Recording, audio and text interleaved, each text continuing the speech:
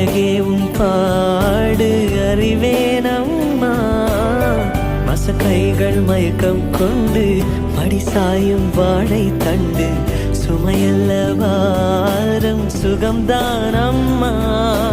தாயான பின்புதான் நீ பெண்மணி, தோள் மீது தூங்கடி கண்மணி கண்மணி. காலையில் தினமும் கண் விழித்தால் நான் கைதொழும் தேவதை அம்மா. அன்பென்றாலே அம்மா என் தாய் போலாகிடுமா.